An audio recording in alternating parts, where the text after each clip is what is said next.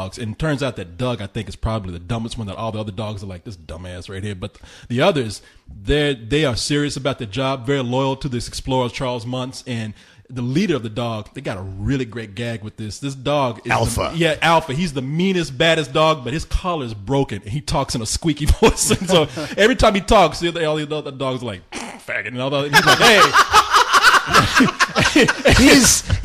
They don't actually say that, but yeah, it's that kind of a yeah. But what we're trying to say here, I mean, we're throwing things out there because it is a movie that is hard to describe because there are so many elements that upon first appearance or description sound like they would not work together at all. But I have to say, the two guys that directed this, Bob Peterson and Pete Docter, are those guys? I forget the names of the directors. It was almost like they came up with an idea. And they said, this is something that only we know is going to work. And if you give us a chance, we promise you that it will. And it does, at least from what I've seen. It sounds like what happened with WALL-E, where all the studio heads were like, "That's insane. No one will." I mean, that's the movie that Pixar wanted to do from the beginning and weren't allowed to by Disney. And sure enough, look what happened. I mean, people went, "This is not just a good animated film; it's genius." And Up honestly looked to me when I saw the trailer, other than be a story about child rape, it looked like one of those really inventive, like Pixar experimental films that they've been wanting to do for a while. Well, what the director was talking about, he was at the screening we were at. He was asked how Pixar manages to make all these great films and have such great quality. And he said, really, honestly, the reason is we spend so much time on it. They don't start out good. They start out like every other movie. Yeah. But we literally take it around.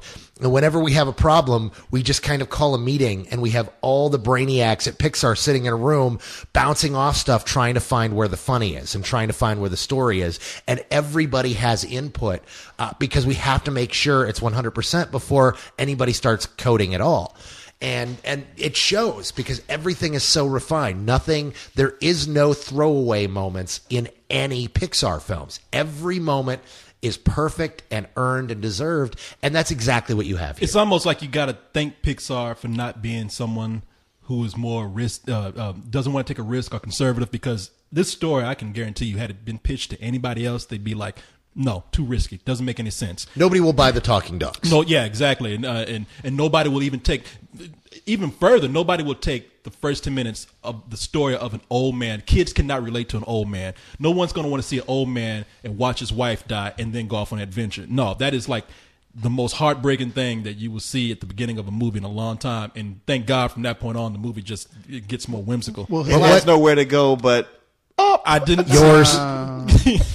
No, but the thing about this film is that the thing that makes you fall in love with it. I mean, you enjoy it, but what makes you really fall in love is it's got that same kind of mature thematic content that we saw in The Incredibles. Yeah. Where, in The Incredibles is all about a midlife crisis. Exactly. The entire movie's about that. This is all about coming to the end of your life and thinking that you've accomplished nothing, and that fear that you've not actually done anything, and starting to kind of come to the realization that, you know what, I did lead a really good life and I had my own adventure, and that life is an adventure, and that you don't have to actually go into the jungle to get it. No, have you been reading my diary?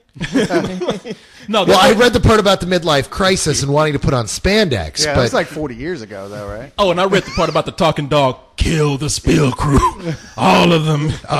Wrong diary, asshole. Oh. No, that's over here. I was gonna say, that's I'm full price. I don't want you guys to die. I need to get paid, son. Yeah, no, it's that's funny. That dog talks to that old man. Kill the kid, throw him out, throw him out the house. No, it really is one of those situations where no one's saying this isn't marketable towards kids. It's like, you know what? We got enough stuff in here that kids will like. We have a little kid. We have these talking dogs. We're safe telling a story that anybody else would feel like kids would not relate to. Lasseter and company have quoted Hayao Miyazaki, the Japanese director, as one of their big influences of being one of the first people to go, you know what?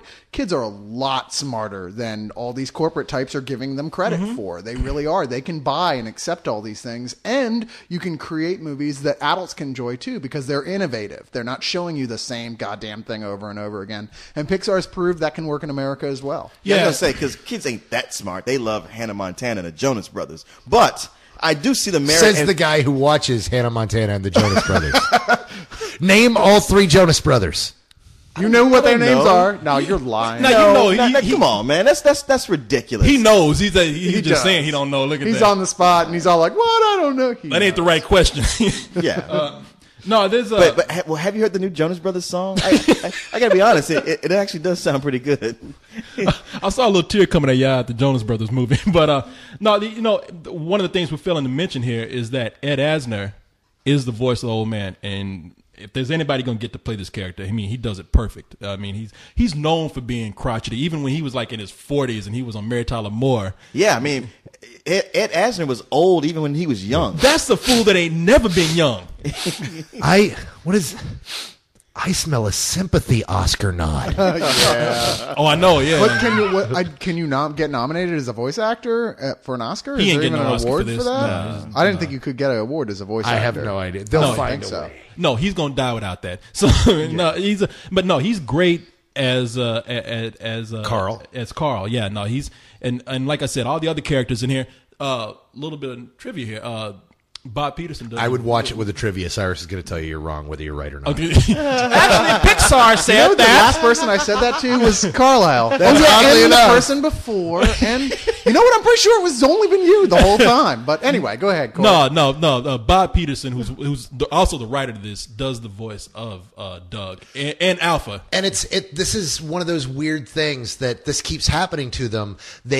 They just go and fill in the voices, and it's like, okay, I'm going to do the voices so that we have something in there until we find the perfect voice. And then everybody's like, no, that's perfect. Keep it. And they can't find anybody else that can top the voice. Yeah, that happened with the hamster and Bolt. Yeah, and they did that with the turtle, and the director did the voice of the turtle in Finding Nemo. I'm actually surprised we don't see more of Asner in animation. I mean, he did the Freak, one of the main characters in Freakazoid way back He when. did. Boondocks. The Boondocks. Is he on the? See, I don't watch. He was a I character in haven't that. seen the Boondocks. And he was the so. voice of J. Jonah Jameson in the 90s Spider-Man Okay, cartoon. see, I didn't know that. And either. he was. Well, there you go. Well, and he did there's- the voice of a police chief, So Fish Police. So here's.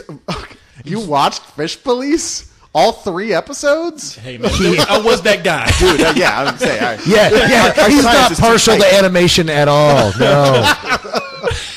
You know what? I'm embarrassed that I remember Fish Police. I didn't actually watch it though. Yeah, you did. Quit fucking lying. No, I You saw watched the- it just like he knows the Jonas I Brothers. saw the commercials during The Simpsons. That was it. fucking liar. Hey, kids movie review. Oh, it's too late for that. Up now. yours. We start out with Up Yours and Child Rape from an old man. We ain't got nowhere to go but up with Yours. Hey, you stole my joke. Well, somebody had to make it funny. But anyway, And who's that going to be? God damn it! Now I have to tell the joke. but anyway, from what I've seen, again, I'm not hiding here. I only saw 45 minutes, but it was completed 45 minutes. So were you texting in the last Man, 45 fuck minutes? you! I was not. Or They asleep? cut the movie off. I think. No, I'm sure they cut it after they kicked me out. I'm really surprised they didn't wake you up when they were cleaning the theater. Actually, hey, sir, wake up! No, see, motherfucker, you got me doing it now. God damn it. Anyway, no, I from what I've seen, I give fuck off, man. Yeah, no. No, I give this movie full price. A very, very enthusiastic full price. Yeah, that's exactly what I give this. This is definitely a full price movie. Absolutely. It's not as important or, imaginative and inventive as Wall-E was. But it's really, really know what? goddamn good. I disagree with you on that. I think this is way more imaginative than Wall-E. That's just me, though. It didn't take me to a place that I've really never been before. It feels very much. Wall-E didn't fit with the Pixar formula of let's throw 2 unlikely buddies together and send them off on an adventure. Except Wally and Eve. Except that wasn't. Eve is barely conscious most of the movie, and they're not the buddy kind of jokey thing. It's a love story there. It's very different than the formula that we've established with other Pixar films. That said, it's really, really good, and it is an absolute must-see this summer. You cannot get away from this summer without seeing it. Yeah, no, I love this movie, and I can't wait to see the rest of it. So, and correct me if I'm wrong here, but Carl. End of that.